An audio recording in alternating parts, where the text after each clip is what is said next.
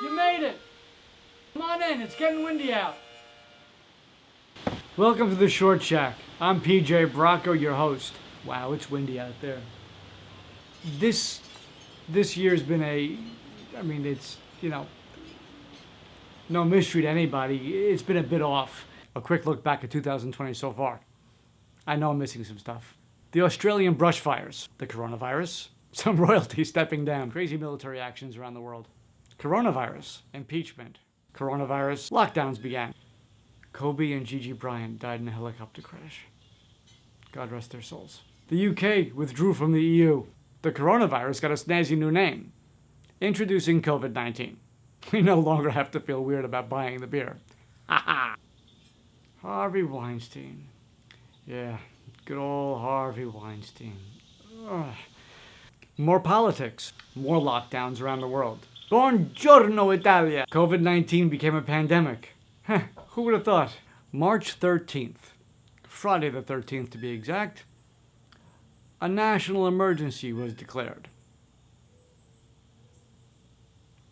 The beginning of the longest month. Seriously. It's still March, isn't it? March 165th, I think. Let's go over to the markets. COVID-19. More politics. New York, New York, New York. What a mess. But seriously though, thank you, Governor Andrew Cuomo.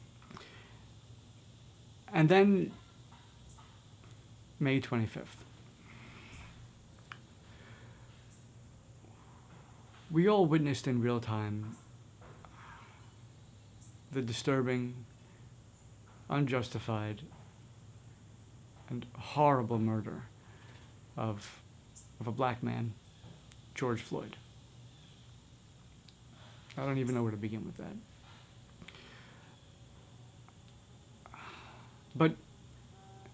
But it propelled people around the country and around the world to stand up, to step it up, and to try and move things forward to a better place. Because Black Lives Matter, and honestly, that's something that shouldn't even need to be said. Now, I'm not going to pretend to know what it's like, but I can understand. I can share those feelings with you. I know what is right, and I know what is wrong, and there is a lot of wrong going on these days. And it shouldn't need to be said, but it must. It must be said that Black Lives Matter. And there's no place for racism, not today, not yesterday, and not tomorrow. There's no justification for it. So, to all my brothers and sisters of color,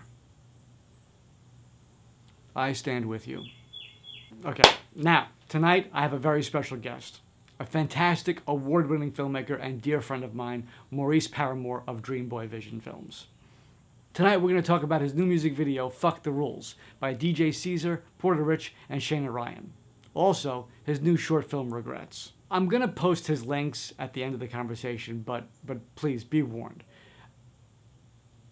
We got some spoilers coming at you. So if you want to take a moment and check out the two pieces we're going to be talking about, links are right below. Have at it. We're going to be right here waiting for you. Let's get into it. Maurice, how are you, pal? I'm doing great, man. You know, it's an interesting morning, but I'm doing great. It is an interesting morning. I'm happy you're doing well. Yes. How you doing, man? I'm doing okay. I'm hanging in there, you know. Okay. Welcome to the Short Shack, man. It's a pleasure to be here, man. Congratulations on the new show, and I'm excited. Oh man, so how are you holding up with all this craziness? I'm doing okay, man. Just trying to stay level-headed with everything, man. There's so much going on with the pandemic. Yeah, it's crazy. With, just everything, the climate of the world and everything. So I'm just trying to stay level-headed, man, and stay busy and stay safe, most importantly. The most important thing, you keep yourself and your family safe. This stuff is just crazy. Yep. You know, it's definitely it's just some disturbing times, and it's something that I never thought that we'd be back in, or in at all. Yeah, absolutely. Absolutely. It's so heavy right now. Everything is so heavy right now. Like I said, in conjunction with the pandemic and everything going on, it's just like it's just weird times, man. It doesn't make You sense. know? I mean, it makes sense, but it doesn't make sense. Right. It's something that uh, it's been tucked away for a long time, I guess, which I didn't think it was. Right. I mean, I guess I live in a different world. Right. Right. Right. You know? Yeah. Yeah. You're not exposed to everything that's going on. And some stuff is tucked under, but some stuff is there, and now it's just being, exploded out. Like, okay, this stuff is I guess because I don't think that way. right. And when I see that, it upsets me because I can't understand thinking that way. Right. And that makes a lot of sense, because when you're not in that zone, you're not in that mindset, it doesn't make sense to you because you don't think that way. Right. I talk to people that do think that way, and I just can't deal. Yeah. It doesn't make sense to me. Mm-hmm. I've been having some good conversations with some people about the climate of the environment, and a gentleman I spoke to the day was saying that, look, if it's not in your face, it doesn't exist. Right. So it's not happening. So right. Now that all of this social unrest and these problems are just out there in the open, and it's not stopping. Now we're forced to face it because it does exist, and it is prevalent everywhere. And it's got to change. It's got to stop. Yeah. Right. Absolutely, but it's it's bringing awareness, and it's making people, like you said, that that it's not in their faces. Actually, start paying attention and being aware of what's actually going on under the surface and on top of the surface. It's interesting times, man. But it's time to have these dialogue. Well, absolutely. And talk about these things and get to a solution. That's the most important. Right. I mean, it's more than equality. Right. Absolutely. It's about being human. Yeah, absolutely. First and foremost. And we're all human, and we all absolutely. We're all here trying to accomplish the same stuff. And yep. Yeah. And that's the thing, like you said, we all human, we all bleed red, you know what I'm saying? And it's like we're all trying to, make better ourselves and our families and everything. So, and we can do so much more together than, apart. And that's the main thing, that I don't understand. So divided, man. It's we're just so divided. That part is scary to me, Well, absolutely, and it seems like it's getting more and more divided every day, and that just doesn't make logical sense. Absolutely, man. That's why I'm glad we can have these kind of conversations. You got a show for a platform, and and one of the greatest things to be able to tell these stories is through our medium, which is film, and so that's the bright side of it, is that we can tell these stories and tell it from a way that the way we see things, the more human way. So perspective's a funny thing. Yeah. Yeah. Yes, absolutely. All right, so we did this a little in reverse, but that's okay. I'm going to introduce you. Right. Hello. This is a dear old friend of mine, Maurice Paramore, a filmmaker from the South Jersey area. Mm-hmm. Maurice and I go back about 6-7 years. I think around like 2012 or 2013, I think. Yeah, the Garden State Film Festival. Garden State. And you had your film there, Devil in Red Wine. Yes. First film, yep. Yeah, which really blew me away. Awesome. I appreciate it. And we've been keeping in touch ever since. We see each other, unfortunately, only at the Garden State Film Festival. I know. We got to link up more, man. That was my first film festival, man. I met a lot of great people there, including yourself, that I stayed connected with. And, that's the beauty of the festivals.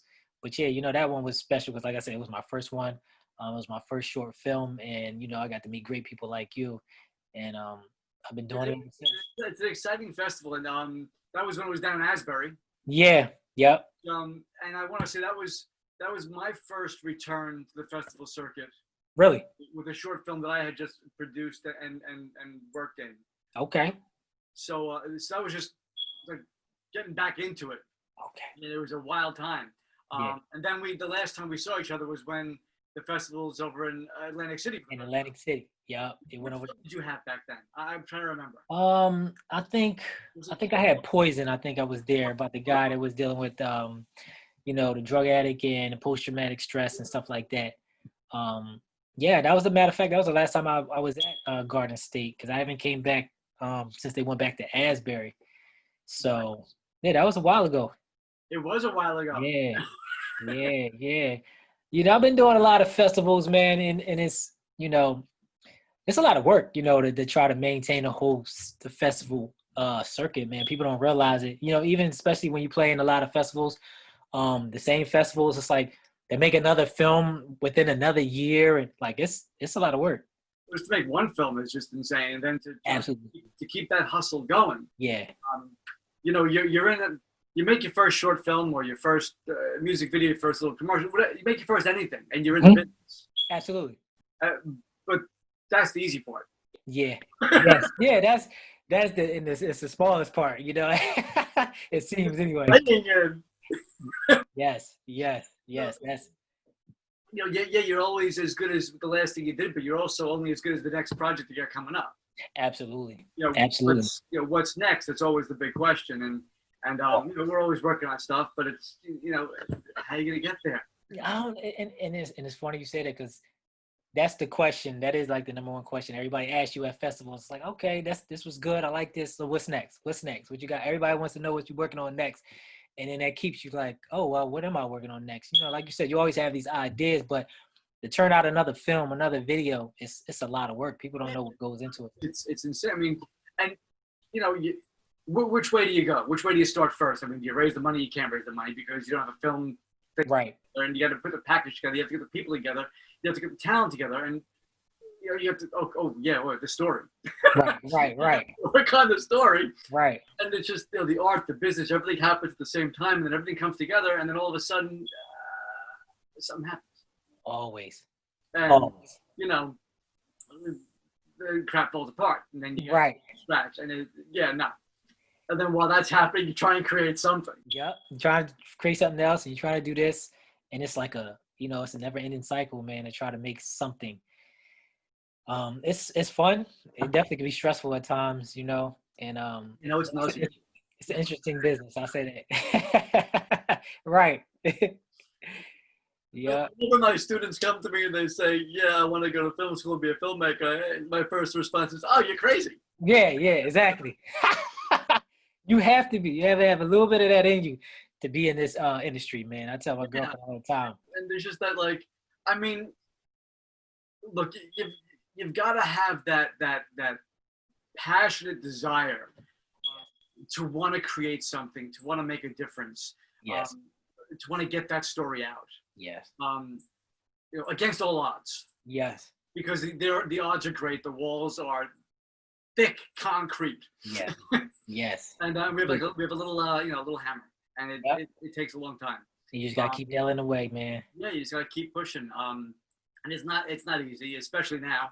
No, we barely can do anything now, and then the times, and you know, at least me, I go through stages where, like, you know, I'm always passionate about film, but you know, you go through those moments where you're like unsure, you know, like what's the next move, or am I doing the right thing? Am I still going? It's like you got those moments with yourself, that doubt, you know. Yeah, every time I start a project, I want to throw up because I say to myself, do I really know what I'm doing? Yeah. Oh, every time. Every time. Next time. I always question myself, like, what am I doing? What do I know about film? No matter how many you make, you're always wondering, like, yeah, I don't know nothing about film. What am I doing? Is the ISO right? Absolutely. But you dig in, and I don't know what director they said it, but you know, they say where, you know, you're making a film and you're putting it together, and then it's like that first stage where it's like you're looking at the dailies and you're like, oh man, I love it. I love what I'm shooting. And then you put the first cut together and you're like, what is this crap? And then you start digging away, and then you start liking it a little bit better. It's always that stages of like, I love it, I hate it, I love it. Yeah. What am I doing? So But then you just go to bed, sleep for a week, you come back, you're like, oh, wait a minute, I have a better idea. always. Yeah. It's always another idea though. I just did that with a music video I'm working on. I just stepped away from it. We were in the middle of we just started filming and we got Okay. the first half of it done. And then we went into lockdown, which is just, okay, so there we are. I'm like, okay, well, I have a lot of footage. We shot for 3 days. I got a lot of stuff. Let me see what I can do. And as the more I edit, the more I'm like, okay, well, there's half of this whole project that we didn't do yet. Yeah. I got to stop getting crazy about what I've got because I don't have that. You don't have enough. But because I want to get things done, I want to make it happen. I'm trying to, make pieces of the puzzle. Yeah. Lost my train of thought there for a second, but so I stepped away for a week. Right. I'm like, what was I thinking? Oh no, this shop belongs over there. Right. But we go through that all the time. At least me, where you have that moment, like I said, you're looking at this stuff, but you're like, I'm missing something.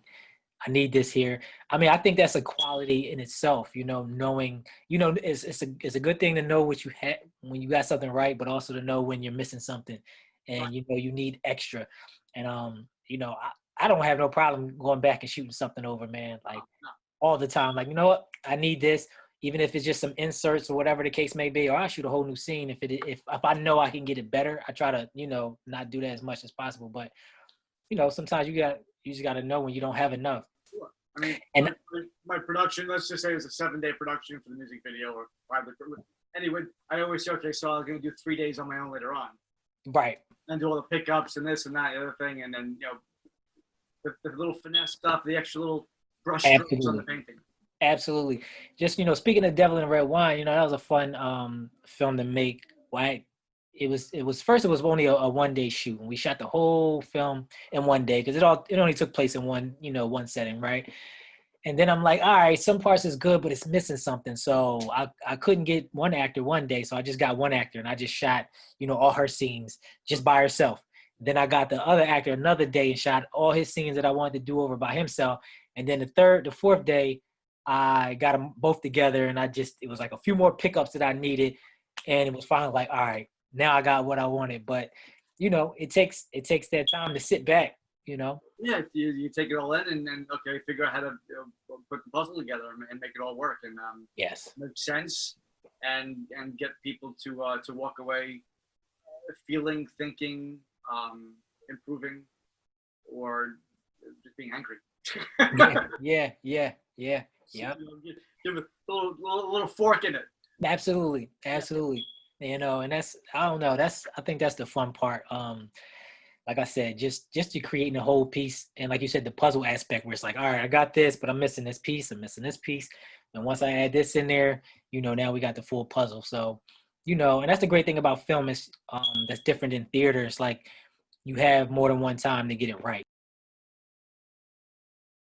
Drowning's getting deeper and deeper, so I sleep with the sweeper, in case I meet with the reaper. So trust ain't even optional, ops and cops watching you. Vaccines seem like they just want to put some shots in you.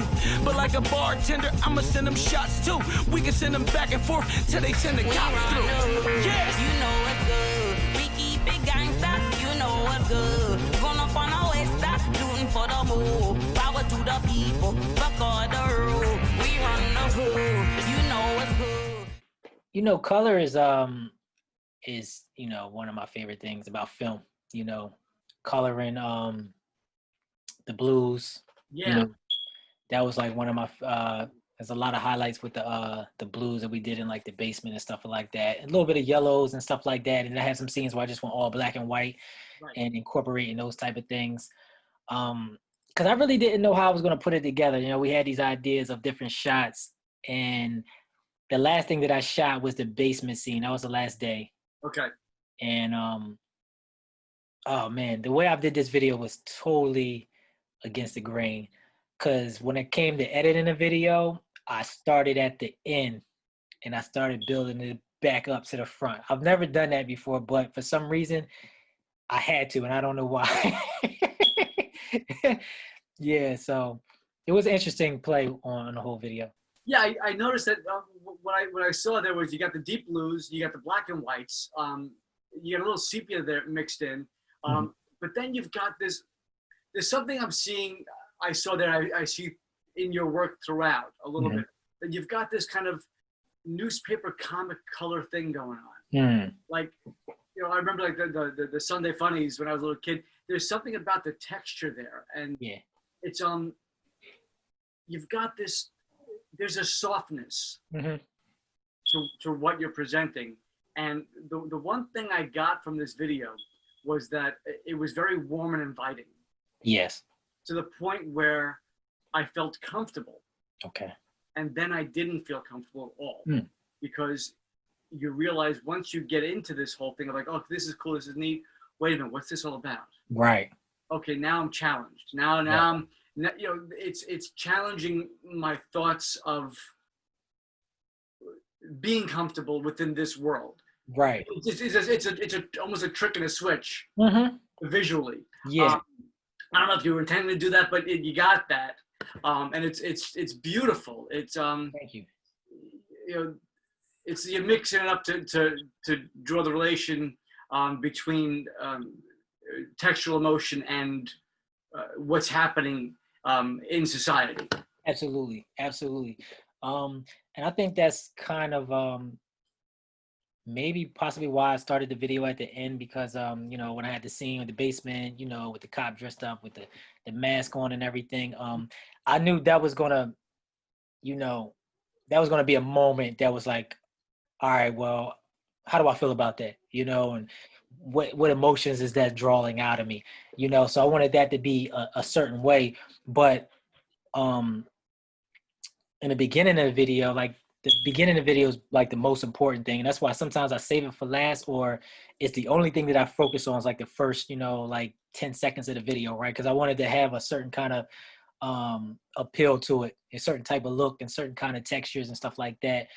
So that's what I did with in the beginning to draw you in, like you said, where it's like, all right, this is fly. I like the way it looks. And then by the time you realize what's going on, you're already locked in, right? You're already drawn in. It's like, oh, now I got to bring this back because there's some things in there that I didn't see, or, you know, it's pulling me in different directions. But it's aesthetically pleasing, right? At least that's my effect. You know, I try to at least get that where it's like aesthetically pleasing. So it makes you want to actually see the details and go through the whole emotion and then scale back and hopefully have some replayability that makes you want to bring it back and say, okay, there's some stuff going on. Like what are they really trying to say here? Yes, I think. Come in. I'm sorry. Go ahead. No, that's basically what I was saying. But then you come in towards the end where you've got you've got some imagery there, very suggestive of the Selma the Selma marches. Right. Yeah. Back in the day, and I mean, visually, the way the whole thing is, where it's cropped and composed, and the actions of the people in the film. Right. You've got that movement happening. Right. And it's, you know, it's today, it's right now. Yes. But now you're also reaching back to show that today, right now is still yesterday. Still yesterday. So yep. Let's figure out why yesterday is today, and it's still happening. It's just circling around, right? Yep. It's like the you know, it's that never-ending cycle where it's like, you know, history repeating itself, and which inevitably it always does. No. Yep. And then it was like, okay, you know, with the marching and everything and the protest, it was just like, all right, well, like you said, why is this still happening? Why are people still feel the same way or don't feel the same way as, you know, back in the day? And it was just trying to like blend those worlds and just, like I said, bring awareness more than anything, you know, and see what, you know, to dig into people's, you know, soul. Like, what are these faces saying, right? What are these emotions of these people holding these signs up or, you know, marching and chanting and saying these things? And it's like, these are real things, you know? This is what they were dealing with back in the day. So like you said, why are we still here so many years later? You know, so I was just trying to like paint that picture as best as possible. And it was beautifully painted. Well done, man. And so that was in Philly. That was actually in Camden. Camden. Yeah, that was in Camden. Oh wow. Yep. So they had a huge turnaround over the years. Yes. Yeah, I mean it's a model area now. Yeah. Yep. So we you know, they was out there and you know, we got out there and you know, we took place in the march. I did some filming, and then, you know, I participated in the march because I wanted to feel that energy. I wanted to feel, you know, what everybody was going through, and the chanting and all that stuff. And, you know, because I wanted to do like a documentary on what was going on, but I didn't really get a chance to get into that zone because I was in a weird space of myself, just trying to figure out, you know, losing some of that creative edge and all that stuff. So that was like, you know, I needed that. Short over there. The creative edge and you know, being in the cause. And being in the cause at the same time. Yes, absolutely. So, you know, for me personally, I needed that, you know, my girlfriend, she was going to a couple of the protests that was happening in my little local area. And that was the first one that I went to. And I also got to capture it. So it was just like, it was, you know, it was what I needed, like to be on both aspects, like you said, for the cause and being creatively. That was like the first thing I've done, like during the whole pandemic. You know, I've been stuck in the house writing, but that was the first time I got to get the camera out, put an idea together, be amongst the people. The spectator and participant. Absolutely. Yeah. Yeah. Wow. Well, it's spectacular with piece. It really is. I love it. It speaks volumes, both content and visually. Thank you. How'd you meet the band? How did I've been dealing with, I'm trying to think. The guy, because the guy that I did the video for, Porter Rich, he's a native from Camden. Okay. And I got introduced to him when I was doing some film work a couple of years ago. He was doing his music thing. He was also trying to get into acting and stuff like that. So we did like some acting pieces. He got involved with like the Recession and stuff like that, my web series. And, you know, he called me up like, you know, I got this idea for this song. I kind of want to mix this and that. And he was like, you know, I think you're the perfect person to put it together.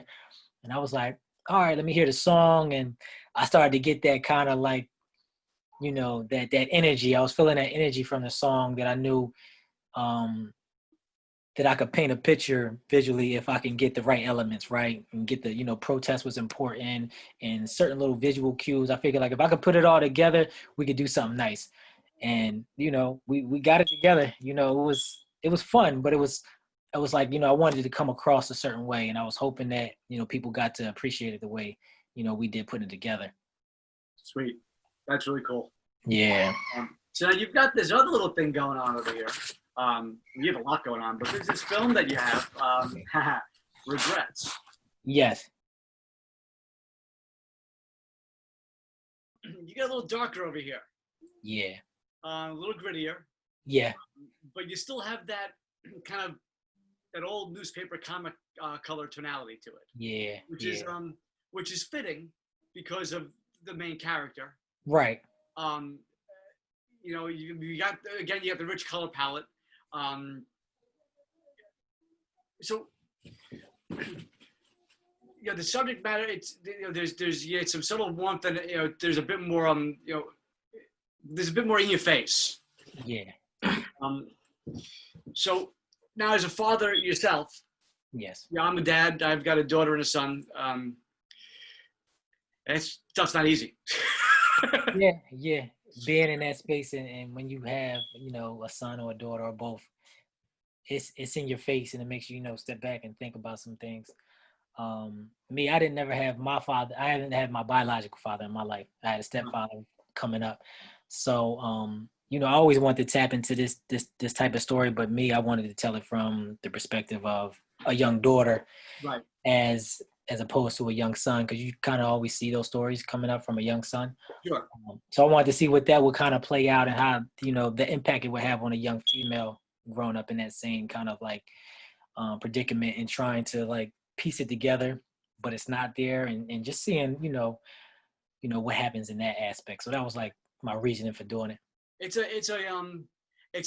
fiery dynamic because, you know, no matter what, when you're a dad, you've got your little kids and you know, you're the hero and all this stuff. And then your kids get to a certain age where they realize, okay, well, you know, they understand a little more about life and absolutely, you know, they know a little bit more. Yeah. It's different. Yeah.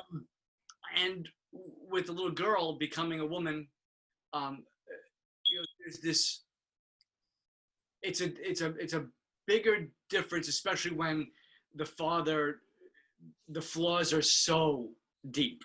Yeah. Yeah. Okay? But in the end, it's still dad. Yeah. You know, and she's trying to deal with that and put those pieces together while establishing her womanhood. Absolutely. And it's a very, very difficult time normally at that age.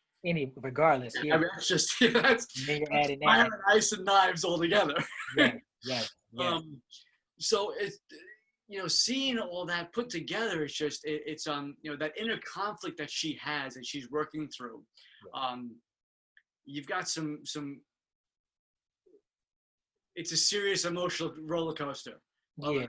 Yeah.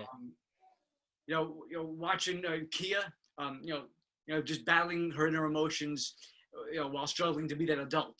Absolutely. And you know, she's trying to figure out how to be. Mm-hmm. It just there's that one scene where she goes to visit him.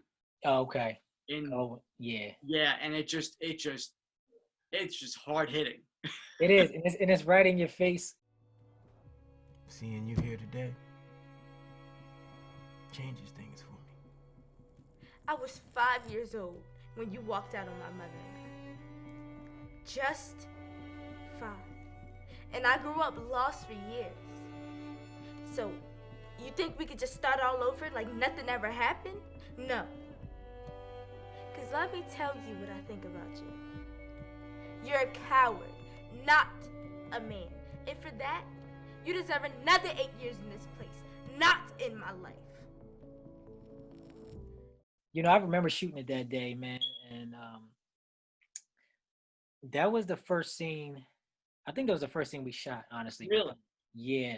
Wow. So, and I didn't want to shoot that scene first because I knew it was going to be, you know, an emotional scene. I was going to be right in your face. But I think the way the location had it, you know, it was like the first scene that I had to shoot. But I knew that she was going to bring it because I auditioned her before. I've never worked with her, but I auditioned her, and I knew she was going to bring something special in that scene. And I was like, you know what? Instead of warming them up to the scene, let's just go right at it. You know, while the energy's fresh, while everybody's excited about the project, let's go on while the energy is high and see what we can get out of this scene. And I wanted it to be very raw, and I wanted it to be very real. You know, playing with the colors and all of that stuff. And you see everything is right there, right? Everything is shot from the head up, and It's just right in your face because I wanted everybody to feel like they were right there in that conversation, the audience, you know. The look on his face when she just lays it out and tells him, I'll talk to you anywhere I want to talk to you. Yeah. Ow. Yeah. That's tough. Yeah. Trust me. That's tough, man. You know, because like you said, that age, they're already trying to figure out, they're trying to become, you know, a young adult, right? A young woman. So they already got this thing in them where they starting to feel like they know everything anyway. And if you're not in their lives, they'll let you know, that they're transitioning, right. You know, and that was that moment where it's like he said, I'm still your dad, you know, regardless, you can't talk to me like that. And she jumps back like, no, I'm gonna talk to you the way I want. It's like, it's that moment of realism, like, whoa, how do we get here? Like, what happened? Right. It's like, you're my father. Yeah. But you're not my dad. You're not my dad. Yeah. And there's a big difference between big difference. Yeah. Big difference. And at that age, they know the difference. Oh, yeah. They know the difference, man. If it ain't right. Exactly. Yeah. I mean, you could right there. You're dealing with the voyage and return alongside rebirth and coming of age. Yes. And it's just clashing right there. Oh, head on. Yeah. And then you bring her back to her bedroom, and the whole thing just kind of changes. Mm-hmm. And I don't know if you intended this, but the visual mood. Yeah. You just changed it. She just softened up. Yeah.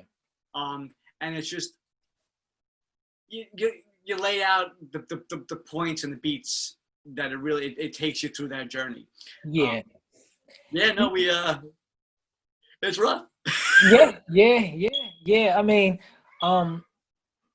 you know, part of that is by design. Part of it is, you know, you're working with a certain kind of a time limit, right? Because you're working with short films, and it's right, exactly.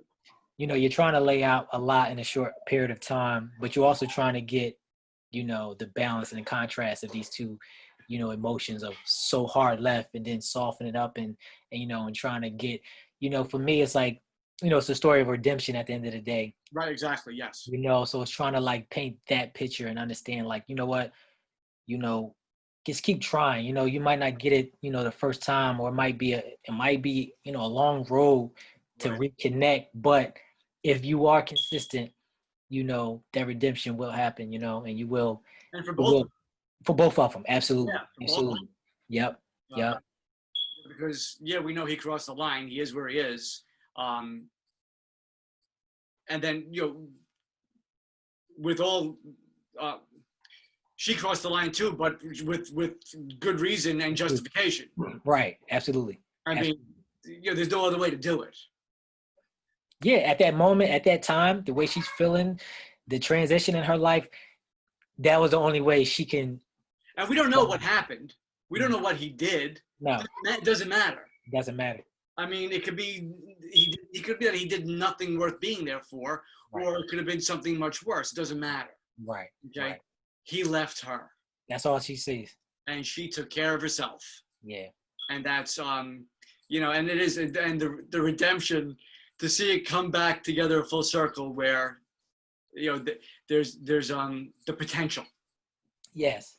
Yes. And that's, you know, that's all you can ask for when times are where they are, right? You just hope for the better, and you know that there's a light at the end of the tunnel, right? That's what you're hoping for. It's like, okay, there's potential, like you said. We're not there yet, No. but there is potential. You know, it's we going to take some can work. see where we could go. Yeah, absolutely. Yeah, So let's keep going there. yeah. Let's take it slow, but we can get there. Absolutely. You got some beautiful aerial shots. Hmm. How do you get that? With drones, I have a partner that that does the drone work. I don't do a lot of drone work. Okay. I know what looks and what shots that I'm looking for. Okay. And if I can't physically, you know, do the drones myself, then I'll find some stock footage that complements what I'm trying to do. Like and obviously in the Puerto Rich video, there was you know, you got Camden and you got Philadelphia. So, you know, an aerial shot blending both of those two worlds together was important to start the film. I mean, to start the video with the regrets. That video, this film was actually shot in Bristol, PA, right over the bridge. Okay. And yeah, so this gym that we shot in Kingstone, and you know, a friend of mine, you know, he let me use his gym, and it's a beautiful, like a little small town area. Like I love it because they got, you know, the nice downtown going into the water and all that stuff. And I was like, you know, we need a drone shot going right into that city. And luckily I found a shot that was already established and went straight to the block that I was looking for. So That's great. it worked. It worked out. How did you approach picking your shots? I mean, I do a lot of That stuff. Say it again. What is your thought process about composing your shots and what, from what perspective you're going to film? Yeah, you know, it depends on you know, like I learned, I don't know who told me it. I forgot what director. I study a lot of directors, but what I learned, right, is only thing that matters is what's in front of the camera. Right. You know, for me, some directors, they don't use like monitors and stuff like that. They want to be right up on the actors and stuff like that. But at the end of the day, you can manipulate, you can mimic, you can do whatever you want with the camera, right? You can get whatever you want out of these shots. Like, you know, the prison scenes for the Regrets, also did it for the web series. You know, we built these sets. We built these boxes, yeah. And you know, we didn't shoot in the actual prison, but I knew how to get the shots that I wanted. So it really just depends, you know, it depends on the emotional context of the story. Like I said, with the prison scene with them, I wanted to keep everything here and everything, you know, real close so you can get that emotion, get that facial expressions, and really, really tap in from an audience perspective, right? To me, it's like, all right, how is the audience going to receive this information? Right, okay.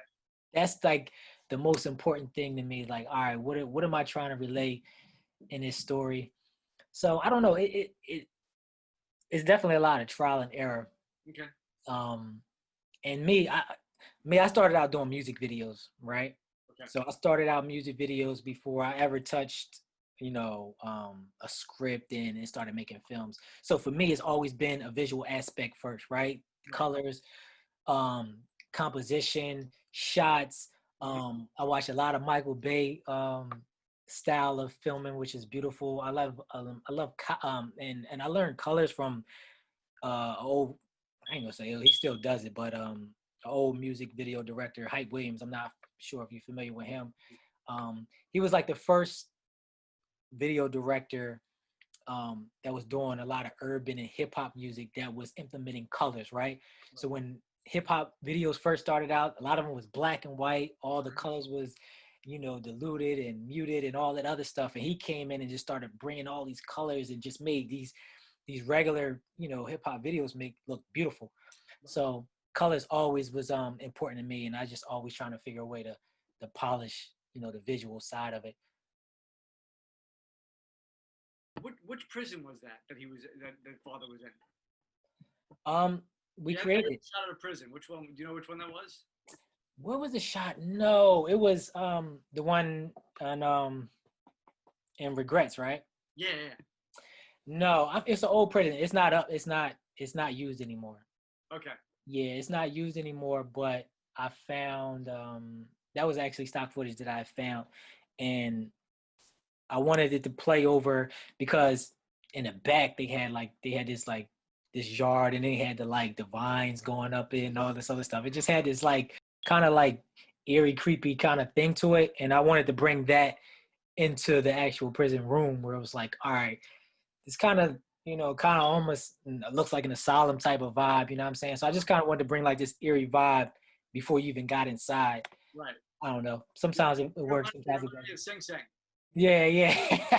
I was up over there last summer doing some work on For Life.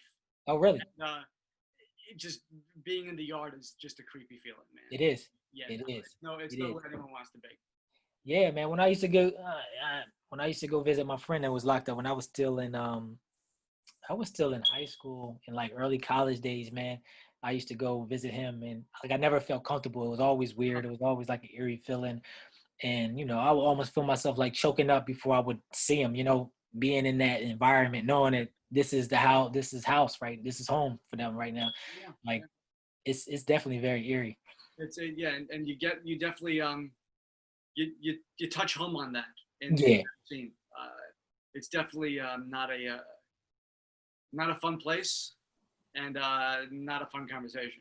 Absolutely, but a very needed conversation. Oh, absolutely. Yeah. And to give the father time to think, right? You got nothing but time on your hands, so it's like, all right, this is very real now. Let me see how I'm gonna move forward. Things are about to get even realer than they are. Absolutely. Absolutely. And she makes that very clear. Yes. So that's some great stuff, man. It's really exciting. So you got some other stuff coming up? Yeah, I'm just writing a lot. I'm actually working on a new book.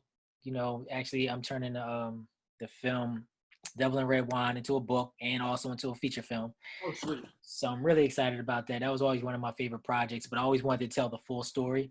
That story always started at the end. So I go back and, I tell it from the beginning. So I'm gonna put out the book first, and then I'm gonna turn it into a film. Just been writing, I haven't been able to shoot much. So I just been really just writing, trying to figure out, what I want to do next and the next steps in your career and all of those things, man. The quarantine been like a gift and a curse for me. Time to sit down and really think about some things that you didn't have time before. Right. So, yeah, and then what comes tomorrow? Exactly. This new normal, man. Whatever this new normal is going to be, No, look, we're up against these challenges beforehand, and now it doesn't. Now it's a whole different game, man. I don't even know what to do when we come out of this thing, man. It's I don't weird. know. Just trying to make things happen so that when we do come out, we come out to something. The dream, that's free, man, but hustle is sold separately. Yeah. it's a playoff for, like you said, just like, right, you shoot one film and it's like, okay, good. What's next? What's next? Where do you go from there?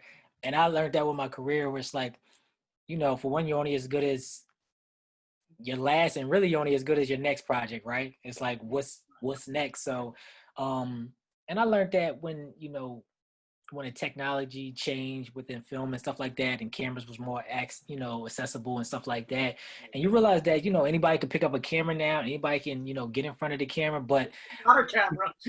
yeah, I know, right?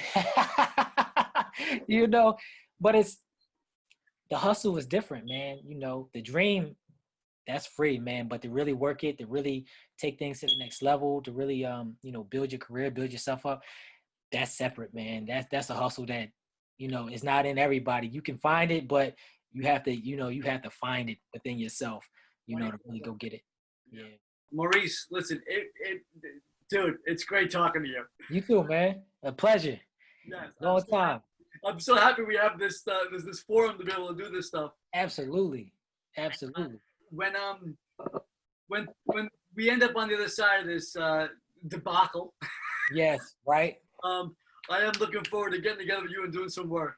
Absolutely, man. Let's definitely make sure we do that. Keep doing what you do. Let's get together, have a drink, and hopefully work on a project, man. Absolutely, man. Yep. So listen, stay safe. Yes. Take care of your family, and keep hustling. You too, man. Thank you very much. I appreciate Thank it. you very much, buddy. All right. Okay. That wraps it up. Thank you for joining me. Don't forget to check back with us next Wednesday night at 8 p.m. Until then, stay safe, stay healthy, and keep making and supporting independent films.